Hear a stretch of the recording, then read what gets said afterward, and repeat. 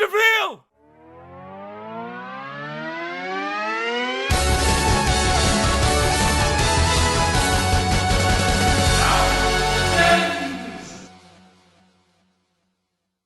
Welcome to a brand new episode of The Completionist, and today guys we're going to be doing another Top 10. That's right, because Greg keeps breaking things. Blame Greg. Blame Greg. Games do a fantastic job at pulling you in nowadays, whether it's the graphics or a story, but for me it's mostly the story. And when the story is just so damn good that you freak out over a big reveal, you feel some type of emotion. Happiness, sadness, a shocking feeling. You feel something that makes you feel more invested. Or not in some cases. These are my top 10 favorite shocking, heartbreaking, and revealing moments in video games. Oh, and by the way, spoilers all the way around. There are tons of games in here on this list that will reveal a lot of plot points in multiple game franchises. You have been warned. I will give you guys a couple seconds warning in between each bit as we move on. Now, let's start with number 10. Number 10! You guys remember that very moment in your life when your mom told you that the Easter Bunny isn't real? What? The Easter Bunny isn't real? Well, whatever pain you have associated to that kind of ruined childhood memory, that was me when I first found out that the hero from Metroid was actually a female.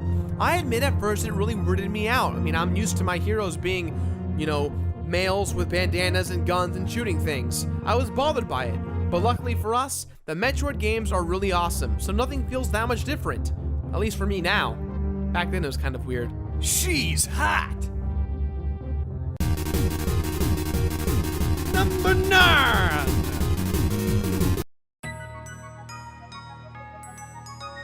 In Wild Arms, your main characters Jack, Rudy, and Cecilia all have unique interests, wants, and goals that bring them together in the battle to fight and save their world of Gaia. But what does it take for these three to understand their fate and how it's intertwined? Gaia fire!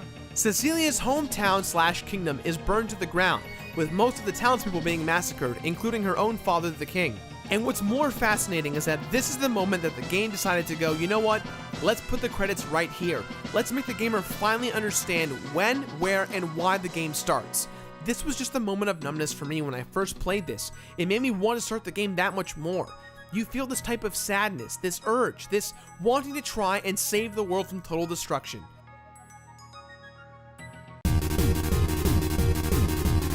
Number 8!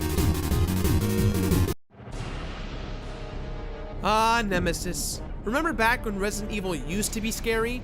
This was it. This was the one monster that would make you scream at night every time. That thing seemed unkillable. It would show up when you least expect it and scream. Stars. And you jump. Every time. It never got old. It doesn't matter what the hell you were doing. This guy shows up and immediately mutters that word. That thing could literally mutter anything and it would scare the crap out of you. I have a friend from Russia named Lars. My uncle was in jail. He's behind bars. I just got a new Blu-ray. It's the movie Cars. Don't go to Japan. Might get SARS. Number 7. When Dead Space came out, I immediately fell in love with it. It's scary, it's fast action, it's everything I wanted Resident Evil 5 to be, but in outer space. And no matter what, I never got tired of smashing things with my feet. Every day I'm hustling, every day I'm hustling. Omelette, omelette, omelette, omelette. But one of the best moments in this game is the very end. Isaac, our main hero, finally gets away from the ship, he gets away from the Ark and the madness of it, and he's flying away into outer space. Only to find out that the one woman he loves who pushed him the entire time to survive is actually already dead. The Ark was just poisoning Isaac's mind with weird, insane thoughts the entire game. Well, that's kind of depressing. You know, in high school, I once dated a girl that... Go! Jesus, that's her! The end.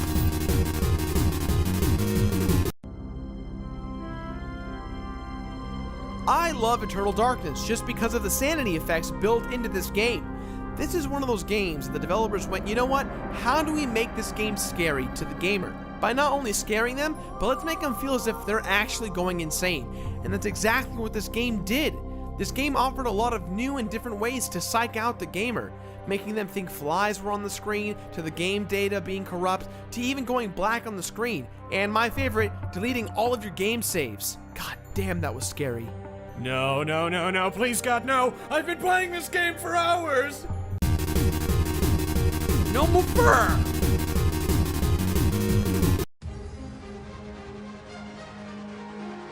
No Mega Man at all in Marvel vs. Capcom 3. This is just disgusting. Capcom, you do realize you took out one of your biggest icons from one of your most popular fighting franchises, especially when he's already been in the first two. This was a big shocker to the gaming community, and it got worse when Capcom announced they were getting rid of Mega Man Universe, and then it got worse when they got rid of Mega Man Legends 3. Capcom, listen, if you're going to lose the father of Mega Man, the very least you could do is contract him to come in and consult on the games as they progress. Oh, and by the way, costumes don't count for characters. Yeah, we know. Some of us bought Ultimate Marvel vs. Capcom 3, and Mega Man X costume does not count. That's just reskinning. No, no, no, no, no! Get out of here! No, no, no Fat Mega Man. No, that does not count. That is not the Mega Man we know. Get out! No, you get out! You get out! No! Number cuatro.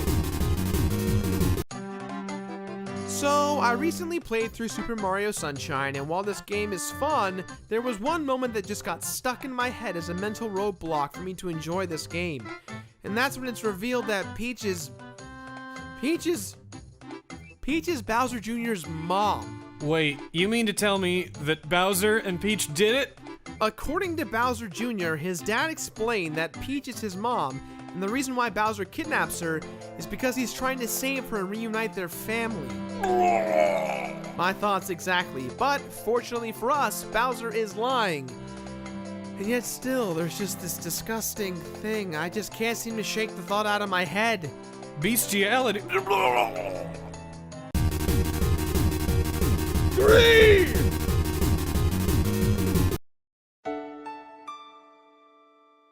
That cutscene. That incredibly iconic cutscene. Every gamer who experienced this for the first time felt that gut-dropping feeling when you see Aeris's death in Final Fantasy VII. Just seeing that sword come straight down through her body and Sephiroth on the other side of it, just with that evil smirk, followed by her materia falling down into the lake, stone by stone, ripple by ripple. Ultimately, one of the saddest parts in gaming. This scene was one of the best instruction tools for many game developers on how to make a story that'll forever stay with the gamer. I mean, oh god. We all tried to save her, we all looked it up, we couldn't do it. I wish we could save her till this day, but you can't. You game sharked it, you can't, she's gone. You have to let her go. I don't want to. Number 2. You know, Greg, you know a lot about this game, so why don't you go ahead and take this one away? Sure thing, Gerard. This is one of my all-time favorite games. The world is just so expansive, and the story is fantastic. Throughout the game, you really start to care about John Marsden as the retired bandit-turned-family man who is just trying to make it in an ever-changing world. He's finally back at home with his family, done all of the government's dirty work, and everything is back to normal. Then suddenly, the army stages an attack on John's farm. There could be no better ending than having John kick open the barn door and immediately snapping into Deadeye mode to make his last stand. For a second there you think, maybe he can make it out of this one. But unfortunately, that's just not the case. Heartbreaking. The ultimate number 1!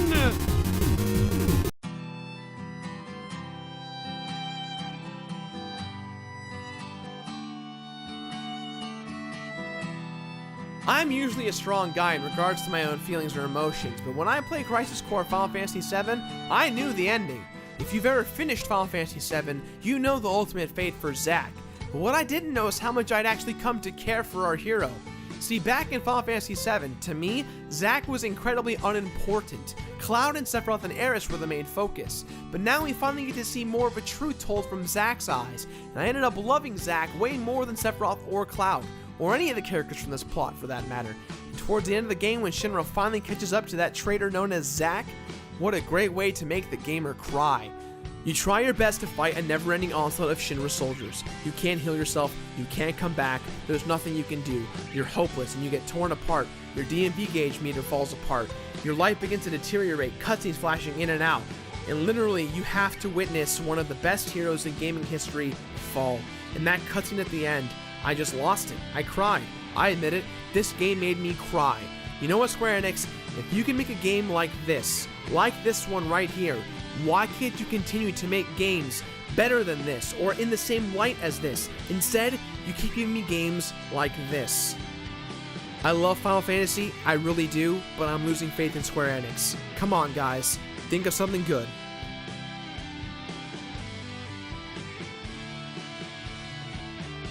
Well, that's it for the top 10, guys. Hope you enjoyed it. I know I did. As always, leave a positive or negative comment in the box below. And also don't forget to leave your suggestions for future top 10s. Now, if you excuse me, guys. Omelette, omelette, omelette, omelette, omelette, omelette, omelette. Every day I'm hustling. Every day I'm hustling. Every day I'm hustling. Every day I'm hustling. Omelette, omelette, omelette, omelette, omelette.